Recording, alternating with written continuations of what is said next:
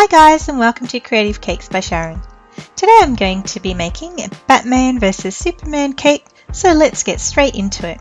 I already have my cake here, which I've covered in chocolate ganache.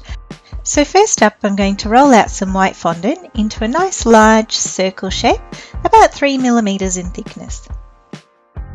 Before placing the fondant over the cake, I need to moisten the surface of the ganache. Today I'm using just some water, but you could also use some simple syrup or even some jam syrup.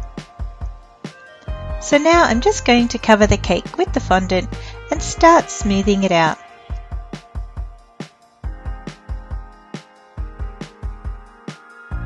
I work from the top down, making sure to secure the top edges first and then gradually working down the sides of the cake, opening out the flares and smoothing the fondant as I go.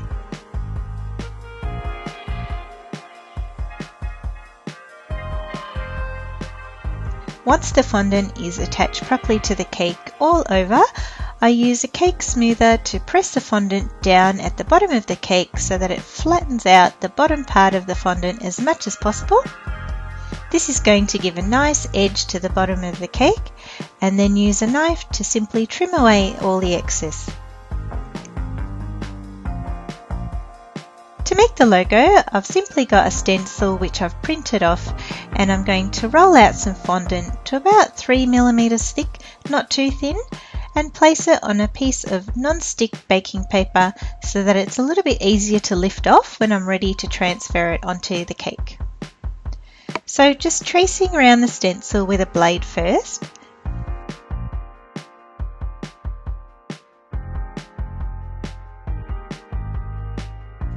Then to cut away the inner sections of the stencil, I just cut out the white sections and then place it back on top of the fondant, lining up the edges properly and cutting out those little bits as well.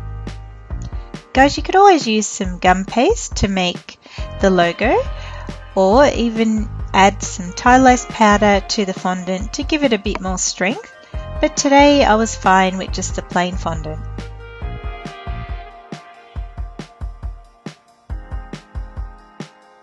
So the logo is two-toned, and the best way to achieve this is by airbrushing, I found. So I'll pop some paper towel under my fondant first so that it can absorb the overspray. Because if you don't do this, the spray may just sit on the non-stick baking paper and form droplets and then ooze into the edge of the fondant and ruin the logo. So first I'm going to spray on some red, concentrating most of the colour in the centre of Superman's logo and fading out the edges which become Batman's wings. Now using some black airbrush colour, I'm going to work from the outer edges of the wings and fading off as it meets the red.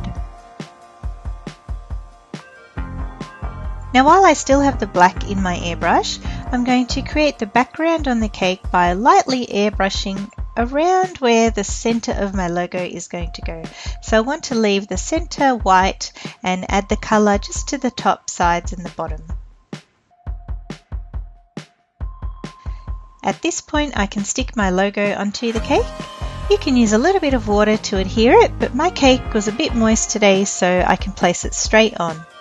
Now the logo looks as though it's kind of shattering through some glass or metal, so I'm going to add this effect by painting on some black and silver flecks using some edible paints which I've just mixed up with a bit of rose spirits to dilute it and also so that it dries quickly. It's just really a random sort of effect, so just making sure to keep the center of the logo lighter than the sides.